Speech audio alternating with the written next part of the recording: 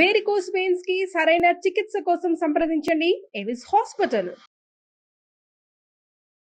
నమస్కారం, welcome to Suman TV. నేను గీతాంజలి. ప్రస్తుతం మనతో పాటు ఉన్న అతిథి శ్రీ విద్యాపీఠం వ్యవస్థాపకులు, గత 45 సంవత్సరాలుగా శ్రీ విద్యా ఉపాసన చేస్తూ ఎంతో మందికి మంత్రోపదేశం చేసిన గురువు గారు శ్రీ గురు కరుణామయ్య. వారితో మాట్లాడి మరిన్ని విషయాలు తెలుసుకుందాం. గురువు గారితో మాట్లాడదాం. నమస్కారం గురువు గారు. నమస్కారం. ధనుర్మాసం వచ్చేస్తోంది. ప్రత్యేకించి గోదాదేవి ఆరాధన చేస్తూ ఉంటారు చాలా మంది. అలాగే రంగనాథ స్వామి ఆరాధన చేస్తారు. అంటే చాలా మంది ఆలయానికి వెళ్ళి చేసే ఒక విధానం ఉంటుంది, ఇళ్లల్లోనే ఆండాళ్ళ అమ్మవారిని నిలబెట్టుకుని అలా కూడా చేస్తూ ఉంటారు. అసలైన పద్ధతి ఏంటండి? సాధారణంగా చేసేవాళ్ళు ప్రతిరోజు ఈ ధనుర్మాసం అన్నాళ్ళు అసలు నియమంగా ఏం చేయాలి అనేది వివరించండి. ఇంతకుముందు ఒకసారి మనం మార్గశీర్షం గురించి చెప్పుకున్నాం. అందులోనే మధ్యలో డిసెంబర్ 16 నుండి ఈ సంవత్సరం భోగి దాకా ధనుర్మాసం అంట. అసలు ధను అంటే లక్ష్యం, దేని కొరకు ప్రార్థిస్తున్నాం అని అర్థం. అంచేత ఈ ధనుర్మాసం యొక్క గొప్పదనం ఏంటంటే, నువ్వు ఏమనుకుని ప్రార్థిస్తే అదంతా నెరవేరుతుంది విష్ణుమూర్తి యొక్క కృప వల్ల. ఎందుకంటే ఈ గోదాదేవి కథ అందరికీ తెలుస్తుందని మనం ఒకసారి చెప్పుకుందాం. చెప్పండి. శ్రీవిల్లిపుత్తూరు దగ్గర విష్ణు చిత్తుడని ఒక బ్రాహ్మణుడు ఉండేవాడు. అతను దేవాలయంలో కృష్ణుడికి మాలలు అలంకరించడం అతని వృత్తిగా పెట్టుకుంటే, ఈ గోదాదేవి ఆయన కూతురు. ఈవిడ మాలలు తయారు చేసి చిన్నప్పటి నుండి కృష్ణుడి గురించి చదివి, కృష్ణుడు లీల చదివి, ఆయనే నా భర్తగా రావాలి అనుకునే అంత భక్తితో ఉంది. పైగా ఆ మాలలు తనే వేసుకుని, ఏంటి కృష్ణుడు వేయడానికి ముందు తను కృష్ణుడు అనుకుని ముడిసిపోయాక తర్వాత ఇచ్చేది తండ్రికి. ఎలా ఉన్నారో చూసుకుని ఇచ్చేవాళ్ళు. తండ్రికి తెలిసేది కాదు.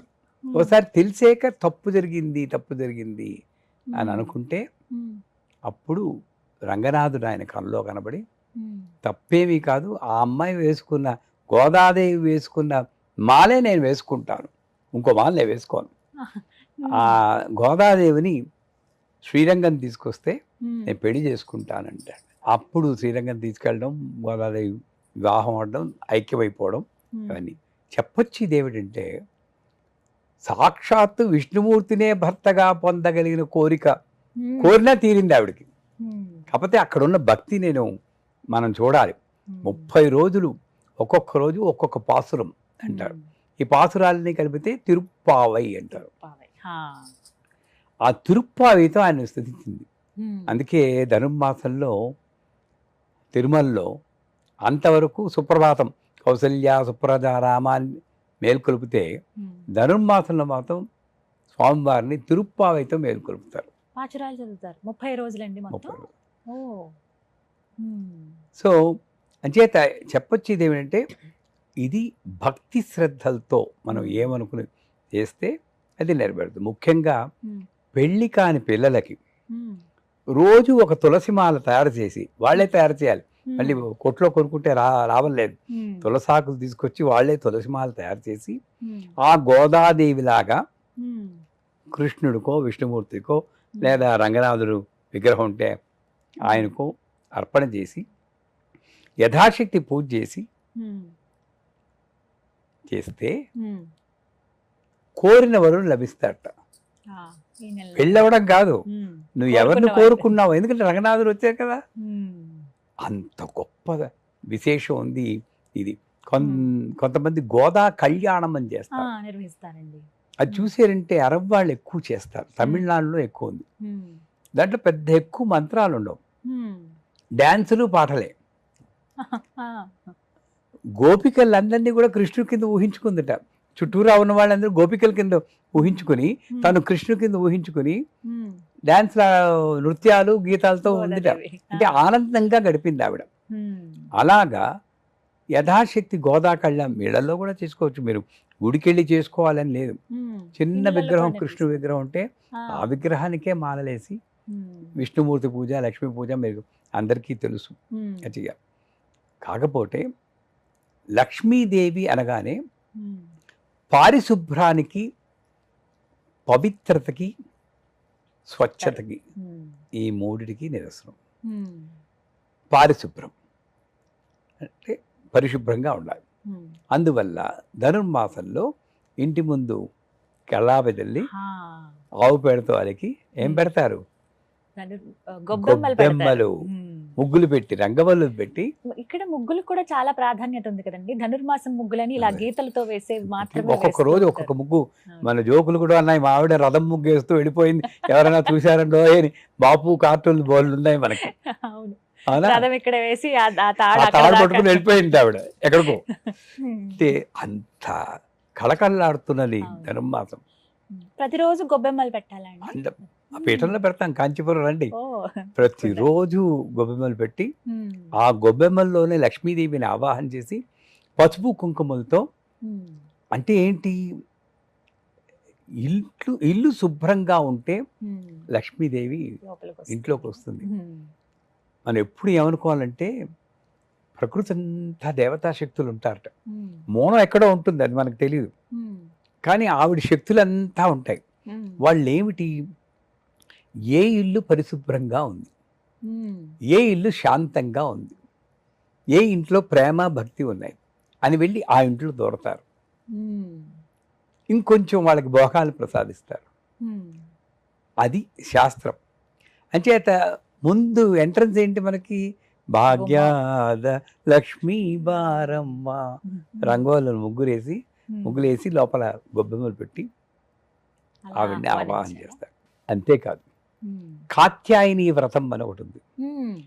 ఇది సాధారణంగా పెళ్లి కాని వాళ్ళు కాత్యాయని మంత్రం దీక్ష తీసుకుని గురువు దగ్గర ఉమ్. కాత్యాయని వ్రతం చేస్తే ఎటువంటి వాళ్ళకైనా పెళ్ళి అయిపోతుంది. ఉమ్. కాకపోతే ఒకటే, అక్కడ మళ్ళీ జాతకాలు చూసుకుంటాను, ఈ గణాలు గుణాలు 32 వచ్చింది 16 వచ్చింది ఇవేవి చూడండి అంటేనే ఆవిడ ఇస్తుంది.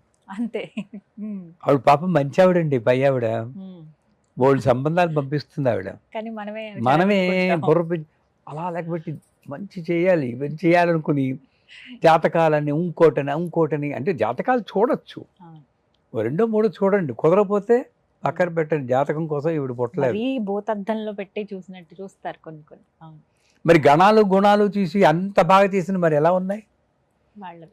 అందుచేత ఈ కాత్యాయని వ్రతం చేస్తే ఉమ్. తప్పక పెళ్లి కాని వాళ్ళకి 6 నెలల్లో పెళ్లి అవుతుంది అంటారు మా గురువు గారు. ఈ ధనుర్మాసంలో చేయాలి. ధనుర్మాసంలో. ఏ రోజున చేయాలండి? ఏ రోజంటే అమ్మగల లక్ష్మీదేవికి గురువారం శుక్రవారం ప్రాశస్త్యం కాబట్టి కాత్యాయని వ్రతం చేసుకోవాలి. ఉమ్. తర్వాత ఉమ్. వైకుంఠ ఏకాదశి, వా, ఎంత అద్భుతమైన అది పర్వదినం. కూడా ఉమ్. ఉత్తర ద్వార దర్శనం. అంటే ఉత్తరంలో ఎవరున్నారు?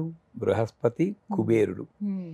ఈ ఒక్కరోజే ప్రతి దేవాలయంలో ఉత్తర ద్వారాన్ని తెరుస్తారు. ఉమ్. ఆ ద్వారంలో వెళ్ళిన ప్రతి ఒక్కడికి మోక్షం లభిస్తుంది ఉమ్. అని అంటారు. ఆ ఉత్తర ద్వార దర్శనం, వైకుంఠ ఏకాదశి అన్నీ కూడా ధనుర్మాసంలో. ఇవంతా భోగితో ఎండ్ అయిపోతుంది. ఉమ్. భోగి కూడా ఏం చేస్తాం? ఇంట్లో ఉన్న పాతవన్నీ, సామాన్లు. యాక్చువల్గా చెప్పాలంటే భోగి నాడు ఉమ్. ఇంట్లో ఉన్న చెత్తంతా తీసుకొచ్చి పడేసి మంట పెట్టాలి. ఆ. ఇంట్లో ఉన్న చెత్తంతా మంట పెట్టాలి. ఆహా, అలా ఒంట్లో ఉన్నది కూడా. ఒంట్లో ఉన్న చెత్త కూడా ఉమ్. అనుకుంటూ ఇది పెట్టాలి. ఉమ్. వీళ్ళు ఏం చేస్తున్నారు? విరిగిన కుర్చీ అక్కడే ఉంటుంది. ఉమ్. సెంటిమెంట్ మా తాతగారు ఇచ్చారు, అది మేము వాడం. ఉండాలి అక్కడ. దాని బదులు చెట్లను కొట్టేసి ఇంత దొంగలేసి వాటిని కాలుస్తారు. తప్పు కదా. ఉమ్. భోగి అన్న పేరుతో పర్యావరణాన్ని పరిరక్షించకుండాను ఉమ్. చెట్లను కొట్టేసి కాల్చేయడం ఏంటి? ఉమ్. అది చేయకూడదు. అంచేత ఈ ధనుర్మాసంలో ఎండింగ్ ఏంటంటే ఉమ్. ఈ పూజ వల్ల, భక్తితో చేసిన పూజ వల్ల నాలోని తామసిక గుణాలన్నీ కూడా భోగి నాడు దహింపబడతాయి. మర్నాడు వచ్చేదే సంక్రాంతి. సంక్రాంతి. ఉమ్. కొత్త వెలుగు వస్తుందన్నమాట. అంత గొప్ప మాసం ఉమ్. అది కాకుండా రైతుకి పంట కూడా అప్పుడే చేతికి చేతికి వస్తుంది అందుతుంది. ఉమ్. ఏ రకంగా చూసినా సరే ఉమ్. ధనుర్మాసం అనేది భక్తి శ్రద్ధలతో చేస్తే ఎటువంటి కోరికైనా తీర్చేటువంటి మాసమే. ఉమ్. అందులో విష్ణుమూర్తి లక్ష్మీదేవిని ఆరాధిస్తే మంచిది. అక్కడ కూడా మీరు విష్ణుమూర్తి యొక్క మంత్రపుష్పం చూసారనుకోండి, ఉమ్. ఈశాన సర్వ విద్యానాం ఈశ్వర సర్వభూతానాం బ్రహ్మణ అని అలా వస్తుంది మహాధిపతి. ఈశ్వరుడి అవును. పేరు. ఉమ్. అంచేత శివకేశవులకి అభేద దృష్టితో ఉమ్. ఆ నారాయణ్ణి అర్చిస్తే ధనుర్మాసాన్ని మించిన మాసం లేదంటారు. ఇంకొకటి ఈ విధంగా ఈ మాసం అంతా చక్కగా జరుపుకోవచ్చు. అలాంటి వాళ్ళకైతే తెలిసేది ముగ్గులు, గొబ్బెమ్మలు, ఇవి పూజా విధానం. వివాహం ప్రత్యేకించి మీరు చెప్పారు, వివాహం జరగని వాళ్ళైతే చక్కగా ఆరాధిస్తే వాళ్ళు కోరుకున్న భర్త వస్తారని. ముఖ్యంగా వివాహానికి కన్యలకి కోరుకున్న భర్త లభించాలంటే ధనుర్మాసమే. ఇదొక్కటి. ప్రతిరోజు నిత్య పూజ అనేది సాధారణంగానే చేసుకోవచ్చు. ఇంకోటి ఏంటంటే కొంతమంది చెప్తారు, మొట్టమొదటి 15 రోజులు పెసలతో చేసిన చక్కెర పొంగల్ పెట్టాలి, తర్వాత 15 రోజులు దద్దోజనం పెట్టాలి. నేను వాటికి పెద్దగా ఇంపార్టెన్స్ ఇచ్చేవాడిని కాదు, అందరూ ఏదో చెప్తారని.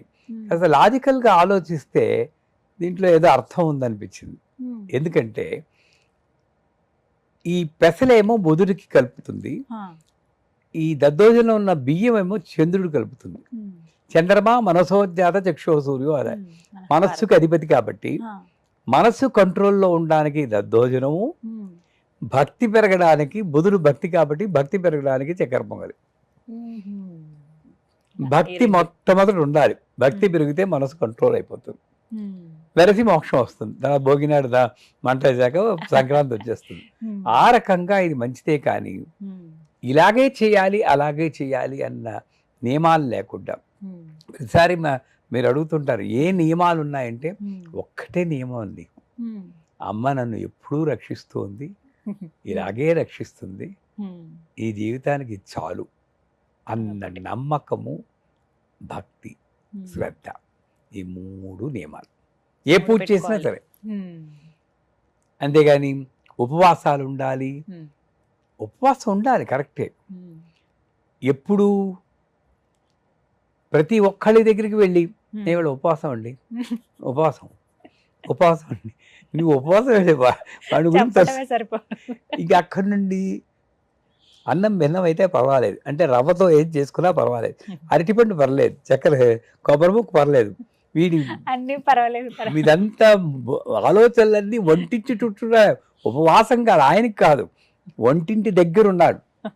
ఇటువంటి ఉపవాసాలు పనికిరావు. ఎంతో కాస్తగా మరీ ఉండలేకపోయి, ఇప్పుడు నాకు షుగరు డయాబెటిక్ అనుకోండి, మరి ఉండబట్టలేకపోతే ఉపవాసాన్ని శుభ్రంగా హైపోగ్లైసెమిక్ కండిషన్లో పైకి వెళ్ళిపోతే మోక్షం వస్తుందా అది వేరే విషయం. అనవసరంగా మన శరీరాన్ని కష్టపెట్టుకుని ఉపవాసాలు చేయకూడదు. మనం చేయగలిగిన శక్తి ఉన్నప్పుడు చేయొచ్చు, లేనప్పుడు ఉపవాసము. ఆ రోజంతా సత్యనారాయణ వ్రతంలో కూడా అంటారు, పొద్దున్న నుండి రాత్రి వరకు ఆ రోజంతా సత్యనారాయణ స్వామి గురించి ఆలోచనలతో గడపడమే సత్యనారాయణ వ్రతం. అనవ్రతం వ్రతం అని ఒకసారి చెప్పుకున్నాం, అదే వ్రతం. అంతేగాని అరగంటలో ముగించేది స్వామి నాకు ఆఫీస్ టైం అవుతుంది అని చేయించుకుంటా, అది వ్రతం కాదది. పొద్దున దగ్గర నుండి రాత్రి దాకా. అలాగే ధనుర్మాసంలో పొద్దున్న దగ్గర దాకా ఆండాలు పాసురాలు పాడుకోవాలి, పాటలు బోల్డ్ ఉన్నాయి, తిరుప్పావే చదువుకోవాలి. ఇలా 30 రోజుల పాటు మాసం అంతా జరుపుకోవచ్చు. చాలా చక్కగా వివరించారు గురుగారు. నమస్కారం.